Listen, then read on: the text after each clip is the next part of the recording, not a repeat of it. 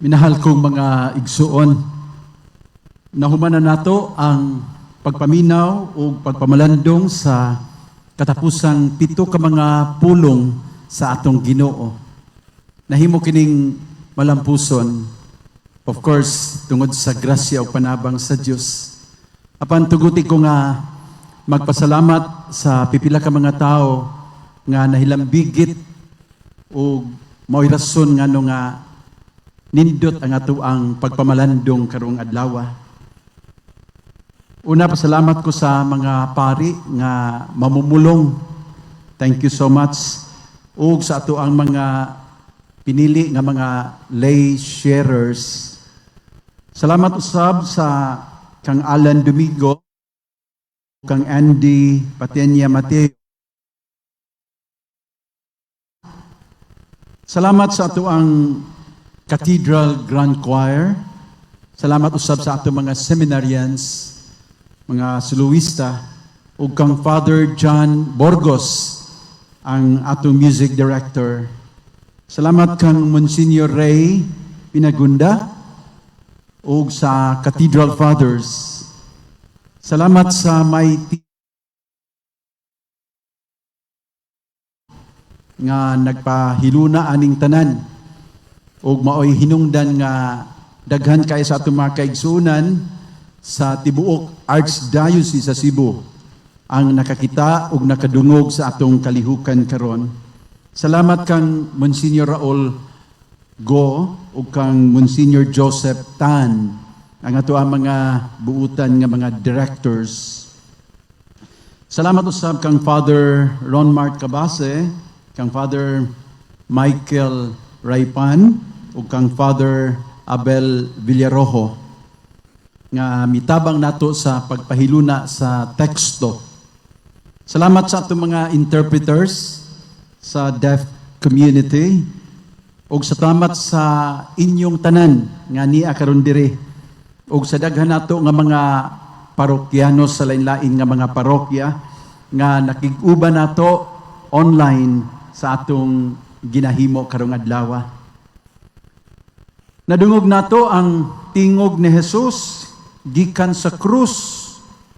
Ang tingog nga nagpasaylo, tingog nga naghatag og paglaom, tingog nga maatimanon, tingog nga nakigiusa sa mga nagantos, tingog nga niduyog sa mga giuhaw, tingog nga matinud-anon sa misyon, tingog nga sa katapusan nagmasaligon ug mitugyan sa kaugalingon ngadto sa amahan.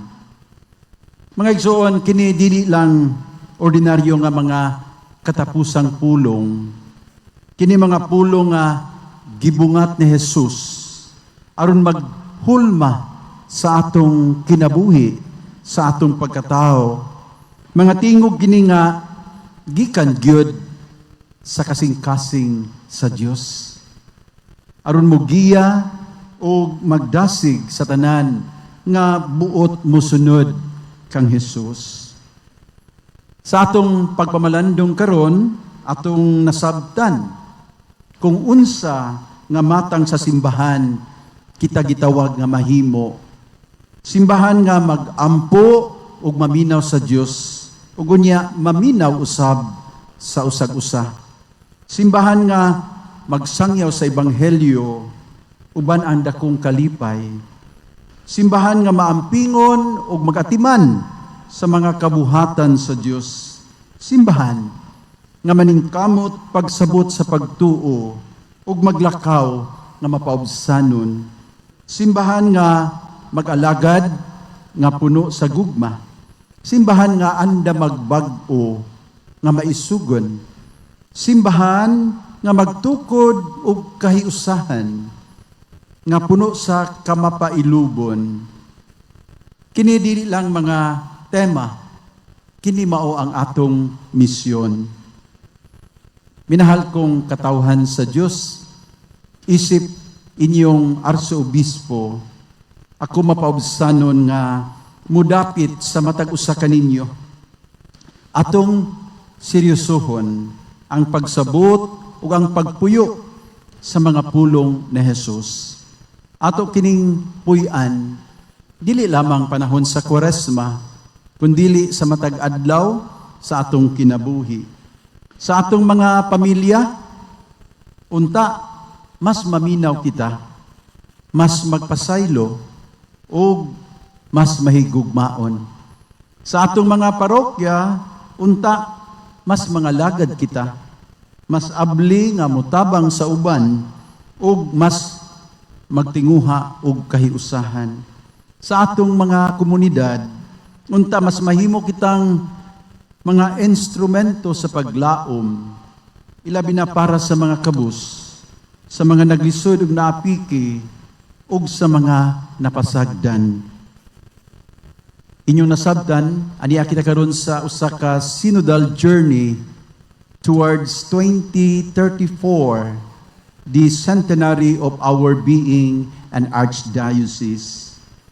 Apan labaw sa pagpangandam alang sa usa ka selebrasyon, mangandam kita alang sa kausaban sa atong kinabuhi isip simbahan.